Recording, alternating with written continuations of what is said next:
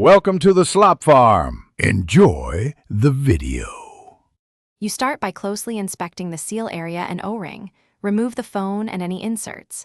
Once done, remove screws or clips and lift the back carefully so you don't stress snaps. Make sure to note screw locations and take photos if needed for reassembly.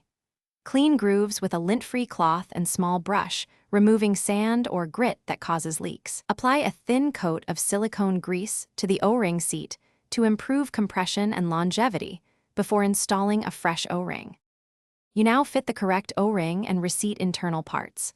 Start by stretching the new O-ring just enough to place it in the groove without twisting.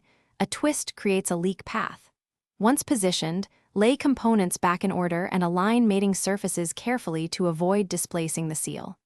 Make sure to tighten screws in a crisscross pattern, a little at a time, so pressure is even across the gasket. If clips snap on, press gently along the seam while checking the O-ring hasn't popped out. You finish with a careful water test before using the holder with your device. Once assembled, submerge the empty holder for 15 to 30 minutes and watch for bubbles or fog. Bubbles indicate a leak point, fog means slow seepage. If you see leakage, dry and recheck the O-ring seating and mating surfaces, then retest. Make sure to replace any cracked components if the leak source is unclear. Use a dye or compressed air to find the path and correct the specific defect before returning your.